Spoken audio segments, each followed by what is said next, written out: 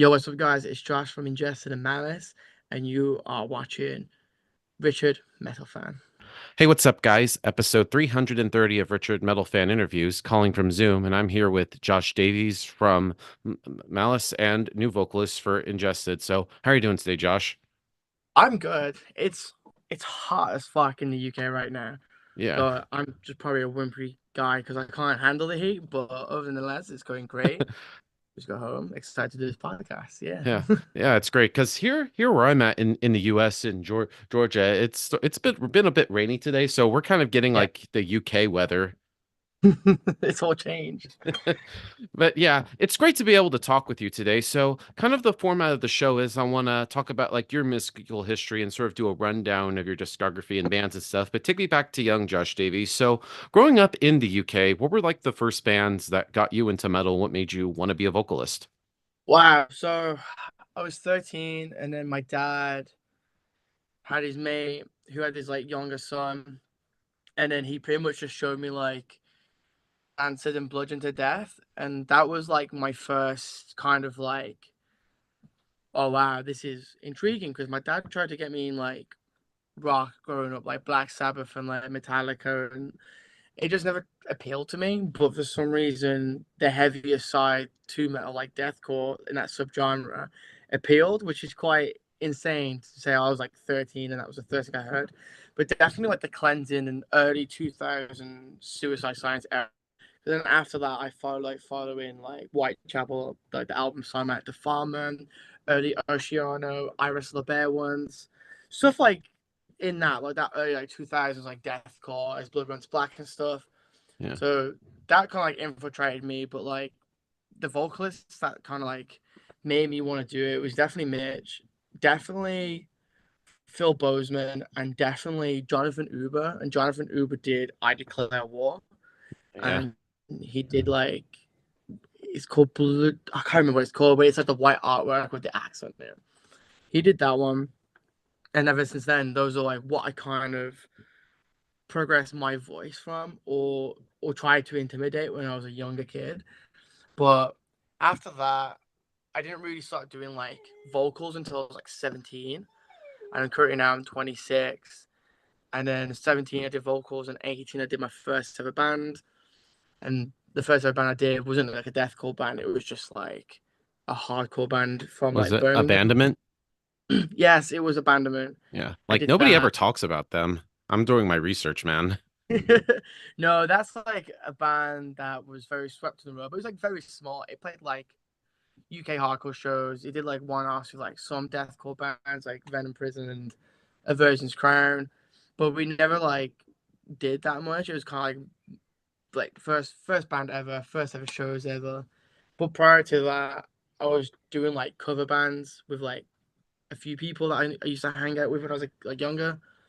So that never progressed because I got like sacked, I'd say, because my voice was not fit into what they wanted to do, and that was like post hardcore. So then, so I had abandonment, did abandonment for like maybe a Yeah. year, Yeah, because and they formed then in 2016 or 17.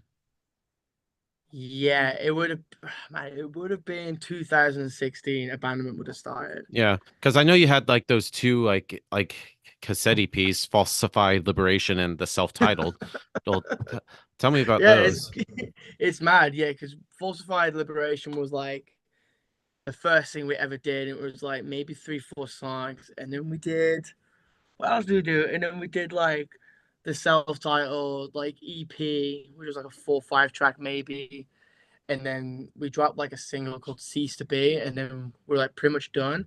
Because during that time, when we dropped Cease to Be, I kind of just joined Monasteries, and Yeah. then Monasteries was looking for a new vocalist for like maybe like 2 to 3 years. They had someone temporary, but he progressed to be in another band, and then I stepped in. I did Monasteries, and then obviously that's when I snowballed, and we did like Oxygen Depth, then the EP Pulmonary Failure, and Yeah, which then is a great EP. yeah, everyone still talks about that EP, and like that's the EP that like me and Aaron, the former guitarist, were like, Damn, I wish we wrote like another Pulmonary Failure EP because it's because like there's still like a bunch of like unused music from monasteries that's just kind of sitting there. Yeah. But yeah, I spent like a good 5 years of my life in monasteries during that point, and then but even in monasteries, I joined a band like a slamming beatdown band called Sentence. Yeah, I yeah, but I think of Sentence, I think there's like an old school death metal band, I think from Yeah, Finland called that. there is. There's like them, and then there's like the UK Sentence, and the UK Sentence was like slamming beatdown. Like I never released music from them, but we did like two shows, a sold out home reunion show, and then we did like a European one-off show with Waking the Cadaver. We're like direct, and then we had a Switzerland show with like Paleface, which was mental because Paleface were like the third band on that bill. Yeah, I heard they're But they are, blowing up now, yeah, which is I'm crazy. super stoked for like Zelly. But yeah, we did that, and then the band fizzled out, and then I continued Monasteries, and then towards like the last maybe like 4 or 5 months in Monasteries, I started working on Malice, Yeah, and then and tell me about how Malice formed, because if you only formed like a year ago, and you yeah. started getting a little bit of hype. So Monasteries, everyone was kind of going like their separate paths career wise. The drummer is in a very good established business called Beatorin. He was pursuing that. I also think our bassist is a tattooist. He was pursuing that. Me and Aaron kind of like didn't want to like slow down, so we decided to create a band that could keep us afloat while we still do monastery stuff. I think, and then we wrote underneath, and then we wrote other songs that came across, and then we started involving more people involved, and then Monastery's departure, and then Malice just came pretty much as soon as possible because like we didn't want people to kind of think we were like us personally were like slowing down, so we just dropped like shit, and Malice is still continuing. Like we have two more singles Yeah, that no, sorry, three more singles that's gonna be dropped collectively like pretty soon. Hopefully, like the next 4 weeks, 5 weeks, and then we're kind of like writing an EP. But Malice is like still going. It's just like trying like to like build it up a little bit more. yeah, because it's not like a big band. It's still small, and it's not like established. But the band is still going. But everyone has like their own stuff. So like Yeah, it's I'm more just kind of like joining. a side project hobby. Yeah, more so like we'll do shows, and if the correct tours will come, then maybe we'll consider it. But obviously, I've just joined Ingested. Our Yeah, which we'll bassist, get to in there. yeah, our bassist is a touring photographer. Aaron is moving to Munich because he just got married to a beautiful woman in Munich. Oh wow. And That's yeah, crazy. Like everybody's all like in spreading out. yeah, everyone's in like their own places, and like obviously that was like never like a bad thing, and the reason why I joined Ingested, but like Because you just really wanted like a full-time gig. You got to like let it all the music out. yeah, this is it, dude. It's like it's never been about like the money, the fame, or kind of like any of that sort of like I guess you can kind of consider in a sense of greed. I just solely wanted to rip shows. I didn't care for the money, didn't care for any of that. I just I was want to rip shows with my friends and make an impact with music and have people smiling.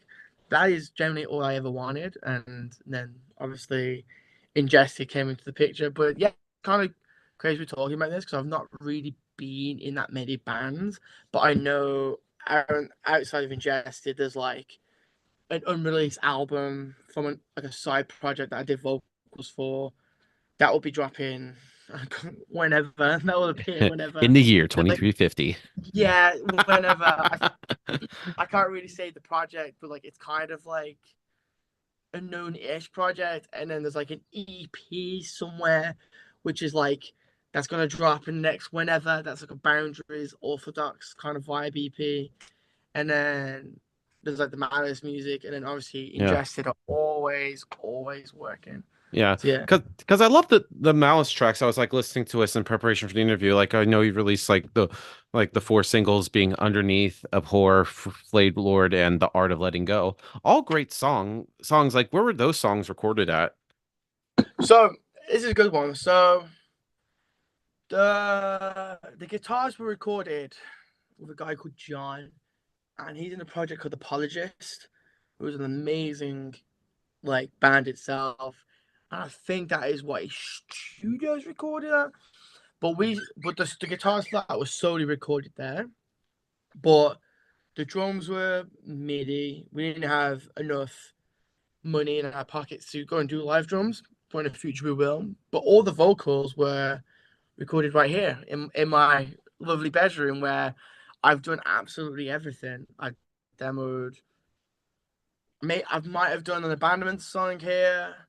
I've demoed Monasteries, even the album Ominous. I demoed in here like pre-production. I've done all my guest features in this room. I even demoed the pre-production for Altar of Flesh in here. So everything's pretty much been done in this room, which holds a lot of value to me. Man, that's So yeah, crazy. Better than going to like a fucking expensive ass studio and of spending money. course, So you could do it, get like a good quality like album in like your bedroom. of course. And it's like with Malice being like so DIY, we kind of like don't have that income and doesn't have a label, doesn't have a booking agent. So rather than like burning holes in our pocket, we kind of wanted to be sensible and just like do it ourselves and see where it goes. And I feel like in the short burst of time, it's become a band. It's done really well, even though we've only done 2 shows and a small run of shows. We did like we opened a show for Graphic Nature, which was like completely sold out in Birmingham.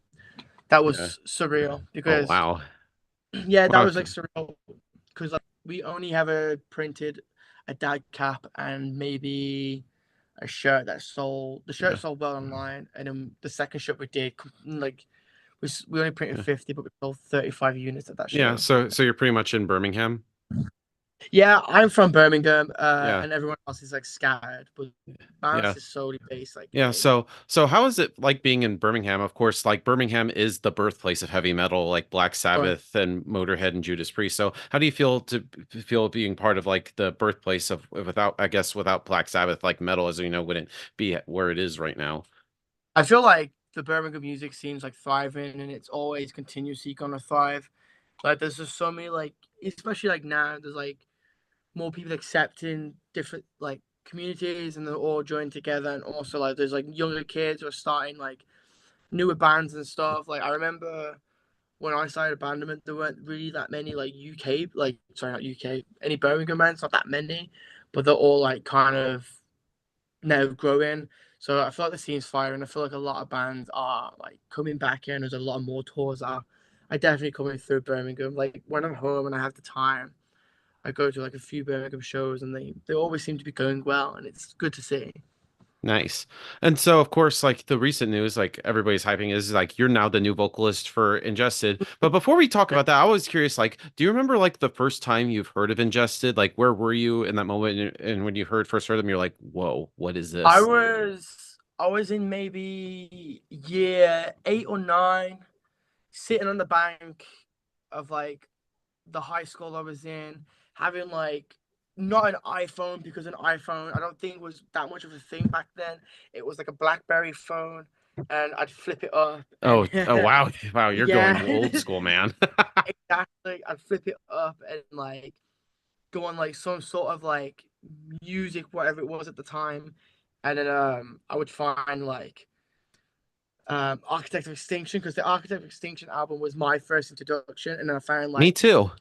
exactly, and like Divine Right to Kings was the first song I heard off that album.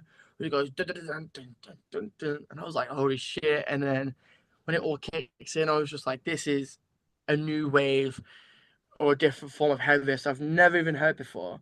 So Yeah, then I followed more into like the same. slam room, and then I found like bands like Waking the Cadaver, Volvadinia, and then I didn't really get my first Injustice shirt until I was like in college, and it was like it's funny because the we had it on this tour. It was Yeah. like the yellow logo, the monster with the big penis, and on the back it says "Skin the Fucked." I had I don't that. think I can wear that in public. Yeah, I had that as a long sleeve off indie merch, and it had Ingested on the sleeves. And then I used to wear that in college and get given like weird looks. So it was kind of funny. But then it's funny because like that's when I first heard Ingest in high school. I Yeah. still listened and supported over the years, Yeah, same. and Same, and because I even like remember the first time I heard Ingested was 2015 or 16. And I yeah, remember the first time I ever saw Ingested was they were playing the Summer Slaughter tour with Cannibal Corpse and yeah, Nile and stuff. I was talking to Thomas about it, and I remember seeing them at the Masquerade in Atlanta, Georgia, in the right, 2016. And that was still like what the first time I saw Ingested. I even remember meeting like the former vocalist Jason, who eventually well, we became buddies from there. And ever since that, I think I've seen almost every Atlanta show Ingested has done since then. yeah, like I remember when that tour got announced, and I was like, that's a belter of a tour. And then I'm pretty sure Abandonment played a show of Ingested, and then I think I'm gonna say my third show with Monasteries was with Ingested on the Level Above Human tour. That was in Birmingham at the Asylum 2, and it was the first date. And then Ingested and Monasteries played maybe two more shows together again. But the last show we played together was in Belgium at I can see because at a festival called Triple Six Fest. We were like direct to Ingested, and this was when I was still doing merch for Ingested. Yeah. And so how did So you end up like working with them at first as like the merch guy? that's actually some law. So like Monasteries was kind of like before we released Ominous. Um, I didn't feel like I was fulfilling my myself.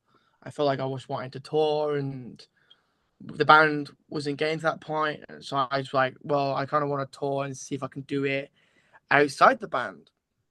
And then friends with Bound in Fear, and Bound in Fear had a tour with Ingested in 2022, and then it was the first tour UK tour for Ingested after the COVID. So like I can look at my tour pass right here. It's right there in front of me. It's Ingested, Body Snatcher, Acranius, yeah, Yeah. Acranius, and then Bound in Fear. And then we did like a week, and then I think it was like the Southampton day, or maybe the Bristol day. Um, I asked the former vocalist if he wanted a merch guy, and they were like, "Oh well, we're looking for one." And then I guess they kind of kept their eyes on me, to see how well I was doing for like Bound in Fear, and then after that, it was like Southampton, and then Liv was just like, well, "We have a tour coming up with Fit for an Autopsy," and my head was like, "Yo, Fit for an Autopsy," and then Yeah. So that I was say like this in early every 2022. yeah. Yeah, and I was It was, at that tour, so I think I might have seen you do merch there. I didn't do the US one. I did the UK Oh, I European. forgot that the European one because I Yeah, also saw them later that year. They were playing with Lorna Shore. yeah.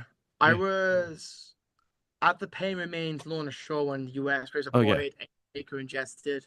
Yeah, I was, dude, I remember that. I actually had interviewed Jason before the show, and I actually interviewed the two vocalists from Angel Maker as well as Sven from Aborted. Like, I always like to talk with the vocalist. yeah. Was that, oh, so if it, we might have walked past each other. Might have. I think I saw you at the merch. I did buy a CD afterwards.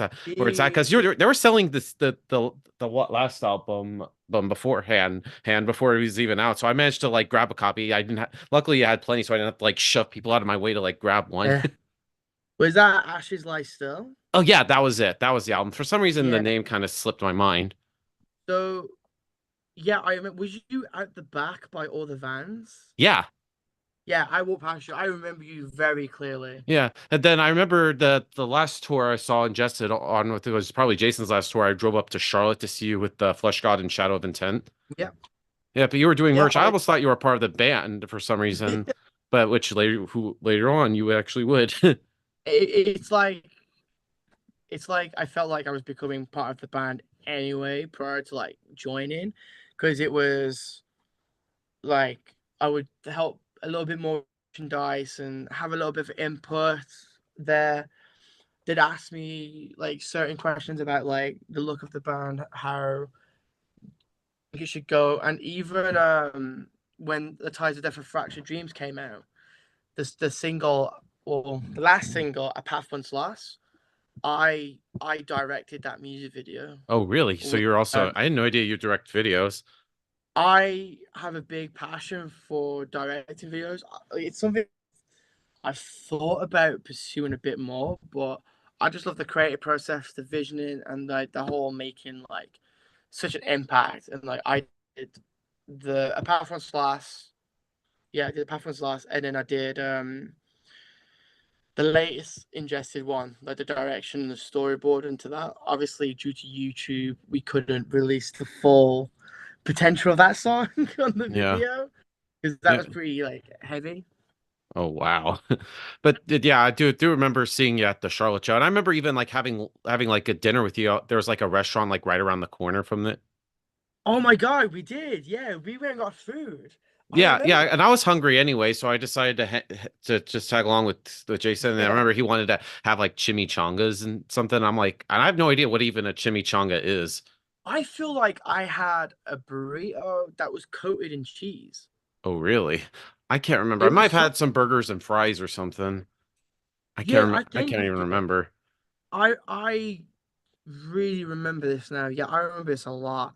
I I remember the show as well because I think Joe from Fit for an Autopsy came out to Yeah, I take pictures. actually ran into him before in line. I was line beforehand. I was like, because he lives in North Carolina, up in Charlotte. Yeah, yeah. I remember you very clearly, like both Yeah, times. yeah, I love Charlotte. That's like one of my favorite cities. Like, I remember getting there was a fucking nightmare because there was also that hurricane that was happening. Because the day or two prior, I was seeing like Lorna Shore at the Tabernacle with Yeah. Whitechapel and Sanguisuga Bog. Again, there it was like really pouring down rain. Yeah, I think I remember all that. I Yeah, think like and I remember when I was like driving, I was like somewhere up in like South Carolina. Now I forget yeah, where it was. There was like a huge backed up traffic was back up for like a mile or so. Apparently there was like a truck that crazy. like jackknifed or some shit like that. That it was crazy. I thought I was gonna miss the show or be stuck in there, but then it was to the point where no cars were moving and like people were like getting out of their cars to like see what the fuck was going on. It Yeah, was yeah, and then but America then has like crazy weather. yeah, same. Like I know where I'm at in Georgia. Georgia, we have like bipolar weather, and I bet you like Mother Nature's like you can't have the four seasons in one week, and Georgia's like hold my beer. Yeah, like like especially the last tour we just did with Aborted. I've never dealt with such like schizophrenia weather. It's like one day it'll be warm, rainy, and then the next it'll be like really hot, and then the next show it'll be really cold. And it's just like it was just an interesting route we were taking, and my head couldn't understand it. I was just like 1 minute it was hot, 1 cold, but it was fun of it. Yeah, but then of course you got the news came that you're now the new vocalist for Ingested. So how did you end up getting the role? As I said, like I was just like involved with the band, and then I guess it was just kind of like realizing that I was like there. I guess like the visa made a little bit of a thing as well because I had a visa and I could go from pretty much like everywhere. I knew the songs, the band have saw what I was capable of over the years because even though we'd go do these tours together, I'd work for them. I'd go up and sing with Angel Maker, Distant, and all these like other amazing bands. So they already saw what I could do.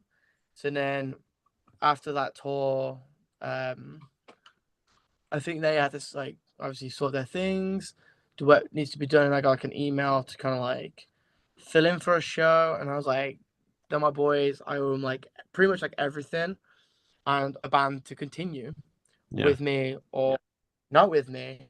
So I just pretty much like did the show to just kind of like help my friends out, and then I got like the offer, and I was just kind of like flabbergasted because in my head it was just like, nah, there's so much better people out there that they'll just go, oh hey, we're gonna go with this guy. So I just kind of like just chilled and just played the like and played what I needed to do, and then just like we started writing music together. Ultra Flesh came out. We were in the studio, and now we're here.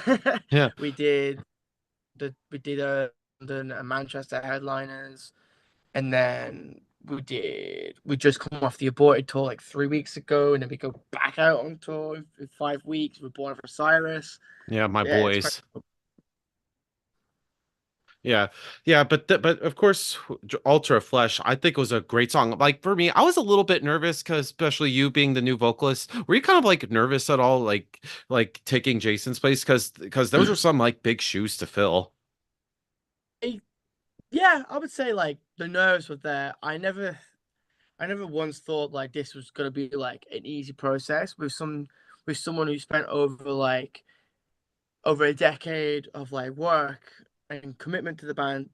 It was never going to be easy, especially with like how established and how much the band has been going about. It was never going to be like ah everyone eat it easy, because like I knew like people would find it weird with someone fronting the band, because it's just going to be a whole it's going to be a whole different like vibe. It's going to be a whole different like sound. And so yeah, there was that part of it. And then when we dropped the single, I feel like it was more positive than negative. It had its backlash, but I feel like people came round when they saw us on the US tour, Yeah, where they were like, "Oh, okay," because obviously when you have like a 4 minute song, you can't do what you want to do.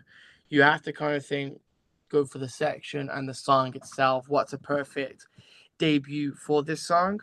So I never really got to fulfill what I wanted to do within this single. I'm happy with it and I'm proud of it, but I feel like the next stuff will be people understanding what this new era of Ingested's about. It's hard, it's heavy, it's crushing, it's fast, it's dumb. So yeah, I'm stoked for people to kind of like hear what we have coming in the next third future. yeah. And so with this single Ultra Flesh, is that gonna be on the next Ingested album, or is it that just gonna be like a one-off kind of thing? I believe it's a one-off. I don't think we're going to put it on anything that's yet to come out. But the new music I am very excited for, and it is a lot heavier than Ultra Flesh. Oh, So wow. I'm excited.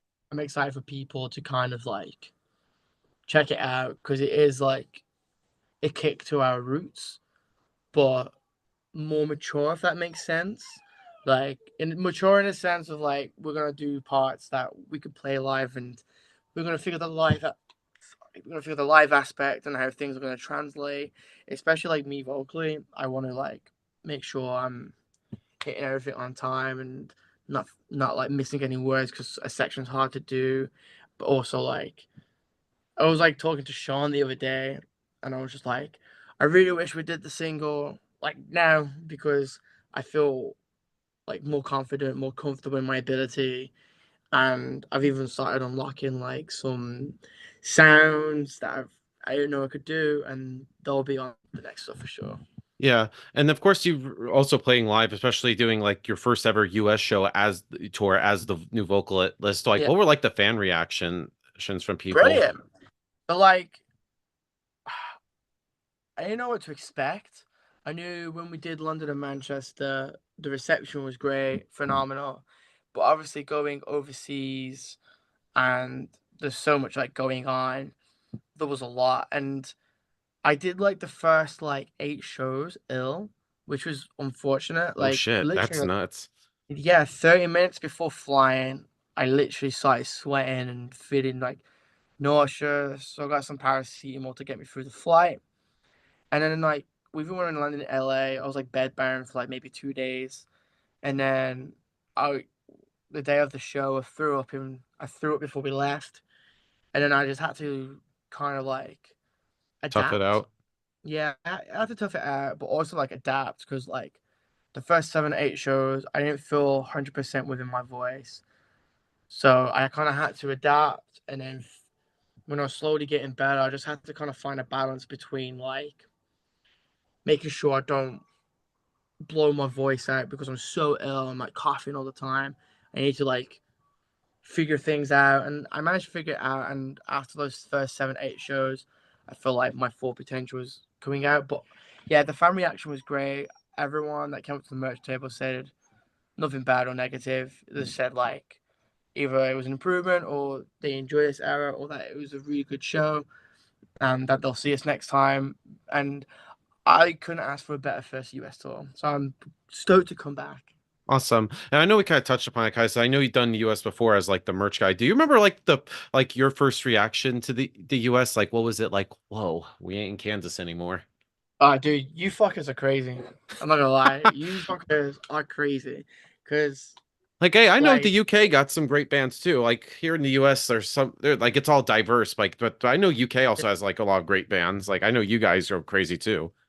UK does, but like the US shows, for some reason, there's just something in maybe your water or your sodas or your food that makes you go absolutely insane at your shows. Like we just did Albuquerque on this aborted tour, and Did you see Walter White's house? we didn't, unfortunately, but the show was insane. We had to cut two songs because our rig got knocked off the stage, Oh and shit. then the venue didn't tell me that no one can crowd surf, and the venue hasn't had crowd surf since 2016. We're in 2025 now. Yeah. Um, Everyone was just going ballistic. People were getting dropped on their heads. I felt like I caused a riot. I was like nervous, like oh, this is bad. But no, the shows were like crazy, and the shows were like phenomenal. I couldn't have asked for like a better like reception to those shows. Nice, nice, and of course, like you also have the two other new guys like Andrew and Tom. They're now also in the band as well. Well, because I know you've known Yeah. them because you've done the merch with them, merch for Ingested before. But what was like your first impressions of Tom and Andrew? So like they both came in at like different periods because Tom came in before Andrew as a session basis in 2023.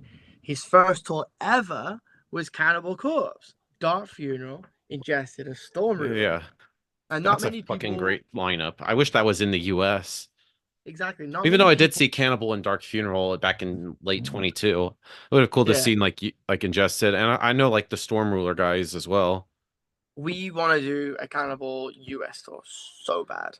But Yeah, like, not many people can say that was like first ever tour. So Tom was very fortunate. That's his first ever tour, and it was on a bus as well. Like short under 2 months with like the greatest like death metal band of all time, and then you have like Dark Funeral, who are just a big like yeah. stamp in their scene, and They're then one of my favorite black metal bands. I'm also good friends with those guys. they put on such a good show. The The evilest show, sounding band ever. They're fucking insane. Tom was great. Tom like just he reminded me of like my younger self, like younger high school self, just enthusiastic, curious about everything around the world. But he's just a hard working great kid, and I love him. Even though like I pull his strings a little bit, but I couldn't have asked for like a better bass player to be a part of the team. He's so talented at what he does, and he's incredible. And Andrew as well. He's just fucking the face says it all, and Interloper that also says it all. He Yeah. just like he's also a great dude. He just like I love Andrew, and he's just like smart and like well like educated in what he wants to do, and like he knows what he wants, and even like because he's a vocalist himself, I can like talk on that like vocalist level with him because obviously he does like for Interloper, and he'll give me some ideas, and we'll bounce back off each other, and like it's funny because we're like demoing a few things out, and then he was like, "Ah, oh, here's an idea," and I was like, "That's kind of funny because that's the exact same idea I have." So it's like two peas in a pod, as I feel with like me and Andrew vocally. So yeah, and like obviously Lynn and Sean, they're just incredible veterans of what they're known to do, Yeah. and I learned a lot of like Sean as well, and like I've learned a lot from Lynn. Yeah, totally. Like, and I think I've also talked with Tom about this because how does like the chemistry work? Because I know like Andrew lives in the US. I know like the rest of the band like spread across like the UK. So how does that sort of like affect like the chemistry within Ingested? It doesn't really affect it. It's just like we have great communication. Sean and Andrew are a triforce of power in the riffness. They're always pumping out new music, pumping out ideas, and that's such like a big thing in itself. And then when there's like like a demo of something down, it gets sent to Lynn, and I do tend to enjoy doing demos when the drums are done. And then we all just like input, and especially like being in the studio and we did Ultra Flesh, everyone enjoyed each other's company, everyone respect each other's opinions, and we're very open to everyone's ideas, and it got brought on board. It's like if I did something vocally, so like I wanted this tunnel throat to be like the main forefront of this section. Loom would go, "Hey, how about you try kind of like your lower mid tones?" And then I'm like, "Well, okay." I was like, "Yeah, cool. We'll try that. We'll try that. It could be better. It could not be better." But yeah, it's. I feel like the chemistry between us is like magnificent. Yeah, totally. Like and sort of like like now you're with Ingested and of course Malice. Like how different of a mind frame is it with like both bands? Do you have to like be in a certain headspace with one band or the other, or do you have like free reign to bring like your own style into both Ingested and Malice? Mm, I feel. I guess like I'm in my own head frame because it's like Malice. I can create whatever I want it to be, and I can go down any certain vocal style that I ever want it to be because it's still early doors. Where Ingested, it's more so I have to kind of respect and bring sound to their music that the fans will want, that I want to do, that will fit the music itself.